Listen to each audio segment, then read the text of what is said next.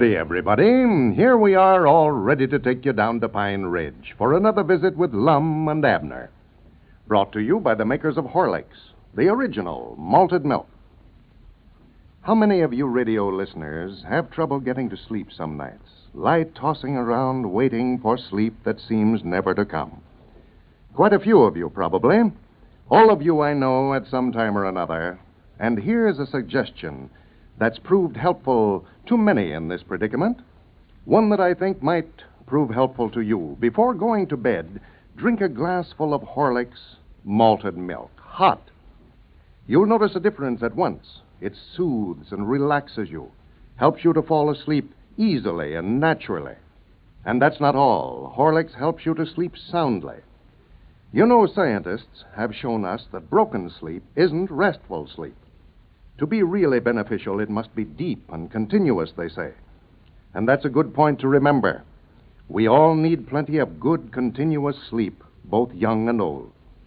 It builds up resistance to illnesses, too. Why not try Horlicks tonight? You'll be surprised how much fresher you'll feel in the morning.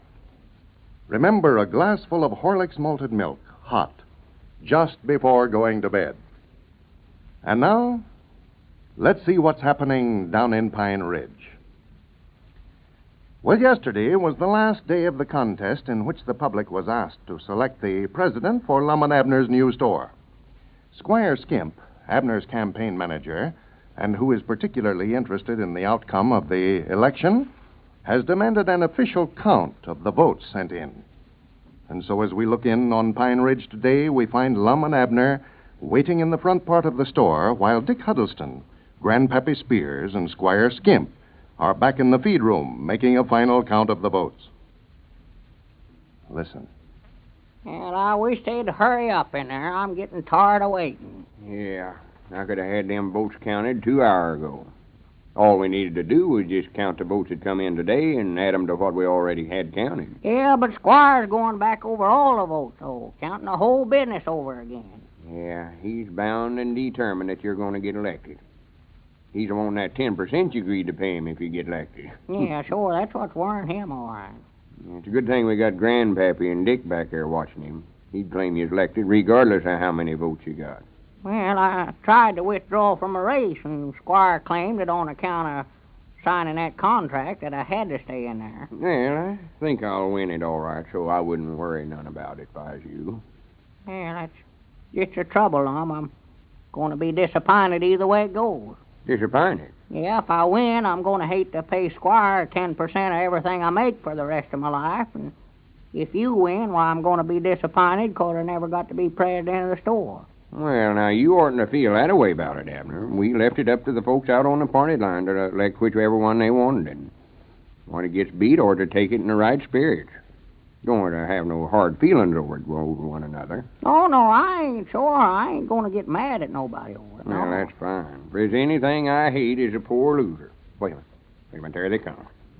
Well, who in the office, Dick? Well, we're not through yet, Lum. I just come out to get a drink of water. You got any drinking water around here? Yeah, there's a bucket right there on the end of the counter, Dick. Cedric just drawed it and brung it in a while ago. How long will it be before you're through, Dick? Yeah, we're getting sort of curious out here. Well, it oughtn't to be long, just a few minutes, I reckon. We got all the votes counted now, and we got to total them up. Well, how's it looking? Can you tell anything about it yet? Well, yeah, I believe Abner's a little ahead, the best I can tell, Lum. Abner is? Well, good. No. Dad blame it, I wished I could make up my mind whether I want to get elected or not. I thought you was wanting me to get the offer so you wouldn't have to pay Squire nothing. Well, I don't know which I want. Take that bucket on in there with you, Dick, if you minds to. Give them other fellas a drink. Oh, we'll be through in there directly, Lum, and we'll let you know it as soon as we can. All right, Dick. I can't wait to tell Elizabeth. And she's going to be awful proud of me being president of the store. Yeah, but wait till she finds out you're paying Squire 10% of everything you make just for managing your campaign for you. She won't be so proud of you. Dad blame him. Swan to goodness, he gets me so aggravated every time I think of him I could run butt my head against something. Swan to goodness. Yeah, I tried to tell you and you wouldn't listen to me. The only way to get along with Squire Skimp is just to stay away from him. Yeah, I wished I knowed some way of getting even with him. That's what I wish. Yeah. We'll find a change. According to that contract, you'll have to pay him 10% of what you make on your farm, and 10% of everything you make here in the store, and 10% of your constable fees, and 10% of everything, I reckon. Yeah, I know it. Yeah, according to that, I pay him 10% of everything I make from here out. Well, we just bide our time. We'll find a chance. He's imposed on us for years around here, and I'm getting just about enough of it. The only way to get even with a feller like that is just to give him a dose of his own medicine. Huh? Give him what? I say we'll give him a dose of his own medicine. Is he sick? No, but he will be again we get done with him about you. Oh, give him something that'll make him sick, huh? Yeah, we'll make him wish he'd never tried out any of them crooked schemes on us. Yeah, that'll fix him, yes, sir. That's the worst tasting stuff I ever put in my mouth. What's the worst tasting stuff? Why, that medicine of his that we're going to give him a dose of. What medicine are you talking about? Why, that and that he's got the agency for. I bought a bottle of it off of him the other day. We can just give him that. I just taken one dose out of it. Well, I ain't talking about that kind of medicine, no, Abner. It'll sure make him sick. I can guarantee you that. It's awful. Well, I know. The kind of medicine I'm talking about, though, will be a heap worse than anything he ever had. Yeah. I tell you what we can do, Lum. Just take all the worst tasting medicine we can think of and mix them up together. Asafoetida and castor oil and quinine and sulfur and apple bitter. Well, wait a minute, Abner. You still don't know what I'm talking about. Well, now, if you can think up a worse mixture than that, I'd like to hear it. Well, you ought to know we couldn't get Squire to take no such conglomeration as that. Well, no, of course, it's going to be hard, I know that. I expect we're just going to have to make him take it, just force him down. You still don't know what I mean. When I said we'd give him a dose of his own medicine, I didn't mean we'd sure enough give him no medicine. Oh, just make him think it is, huh? No. Well, now, we could do that all right, Lum. We could mix up anything we wanted to, and put it in that bottle that his medicine come in, fool him that way. Oh, he wouldn't know the difference till he got it in his mouth. Abner, will you shut up about giving him a dose of medicine? Well, you was the one that brung it up. I never even thought about it till you I started. said we'd get even with him, give him a dose of it. No, just forget about the medicine. Forget about it. Yeah. Not going to use it, huh? No, never aim to start with. I just said it. You just saying that. Yeah. What I mean, we'll study up something to pull on him that's just as bad as some of the stunts he's pulled on us. Yeah, well, now, Lum, my opinion now, that medicine will come just as nigh doing as anything I know of, if we can figure out some way to get him to take it. Abner, if you say medicine one more time, I'm going to whop you one.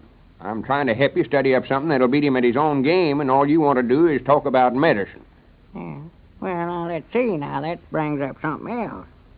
Now, what kind of a game could we study up where we could get the best of him, Lum? Game? Yeah, I know we can beat him at checkers, but, Lord me, I don't see how that's going to get even with him. No, I still think the medicine's the best idea, Lum. Come on, Abner, you're the hardest feller to explain anything to I ever seen. You get something on your mind, it'd take a stick of dynamite to jar it out. I said a while ago that we'd get even with Squire by giving him a dose of his own medicine, and you thought it. Yeah, but don't you know now, Lum, you've changed your mind about that now. You want to beat him at his own game, you say. Well, that's the same thing, Abner. The same thing exactly. That's what I'm trying to tell you. Oh, you mean that giving somebody a dose of medicine is some kind of a game? No, Abner. Wait a minute. Here they come. Huh? Here they come. I reckon they've got the votes counted. Well, fellas, the election is all over. Well, who was elected? Well, Grandpap's got the figure there. Go ahead and read them, Grandpap. Well, now, according to our account, fellers, Lum, you was elected by 17 votes majority. Lum was elected. Well, fine. Yes, I knowed it all the time. The votes that come in today was might nigh every one for Lum. If you'd have stayed with me, Abner, instead of getting out here working for Lum these last few days, well, I'd have got you elected by a big majority. Instead of working for me? Why, yes, that's just what he done, Lum. That announcement that he made on the party line the other day, asking all his friends to vote for him, is just what beat him. Abner, did you ask the folks out on the party line to vote for me? Well, yeah, I figured that was the best way out of it, Lum. I knowed if you got elected that contract that I had with Squire wouldn't be no count then. You mean that you done that for me, Abner, and knowing how bad you wanted the office and all? Well, I just figured that's the only thing left for me to do. I couldn't make up my mind whether I wanted or wanted you to get it, and so I just decided to ask the folks to vote for you, and then if they done it, why, I wouldn't have to pay Squire the 10% no more. One, two, goodness. And by the way, Squire, I reckon you're satisfied now that I was elected. Oh, sure, there's no doubt about that, Lum. We went back and counted every vote to come in. Well, Squire, that contract that you got Abner to sign won't do you no good now, then. No, I reckon not, Lum. Well, No. if you don't mind, just hand that back to Abner, then, so she can tear it up. Oh, yeah, sure. No, I ain't got no use for it no more. Here, Abner. Yeah, much obliged. All right. That gets that contract out of the way, then. According to the vote, I'm elected president of the Jot 'em Down store. But I've got sense enough to know that I wouldn't have been elected if Abner hadn't got out here and asked his friends to vote for me. No, I don't believe you would either, Lum. Now, I've always been president of the store here ever since we started, and I hate to give up the office. But I know Abner's always wanted to hold the office. Well, yes, I did want to be president mighty bad, Lum. I had some new ideas that I want to try out in the store business, but you was elected, so I reckon just forget about it. Now, what I started to say, Abner would have had to pay Squire 10% of everything he made if he'd been elected. But he can't collect nothing off of him if I just give the office to Abner. From now on, Abner's going to be president of the Jot 'em Down store. I'm turning the office over to you, Abner. Let's see what you can do with it. And one of Abner's lifelong ambitions has now been realized. President Abner Peabody. And now, we are told that Mr. and Mrs. Temple have just finished dinner. Let's see what they're talking about. Jim, I've been thinking. Hmm? Thinking about Tommy. You know, he's not well. Oh, Jim, will you listen to me? Put down that paper just for a minute. Oh, sure. What's the matter, dear? Well, it's Tommy. He says he won't go to that party tomorrow. Oh, what party? The Barclays party. All the neighborhood children are going. Oh, well, why won't he go? Says he'd rather stay home. What? Stay home? At his age? Say, why, when I was a boy... Say, that reminds me of something that Dick Chesterton told me. Said his boy used to be that way, too. Stayed indoors all the time. Never played much with the bunch. Why, but Dick's boy is as lively as he can be these days. Why, I notice him every morning. Well, what did Dick do? Just let the youngster drink plenty of Horlicks malted milk. Said it worked wonders for the boy. You know, Horlicks is a fine source of nourishment. Contains vitamins and energy elements that build strength and resistance. Let's get some Horlicks for Tommy, dear. Dick says that all kids love to drink it. It's so delicious. You bet all youngsters love to drink Horlicks. And this fine food drink, made from only rich, full cream milk, and the best of wheat and malted barley, helps the youngsters to develop sound, muscular bodies and strong bones and teeth. You can get Horlicks, you know, either natural or chocolate flavor, at your druggist's. This is Carlton Bricker, speaking for Lum and Abner and Horlicks, who now bid you all good night and good health.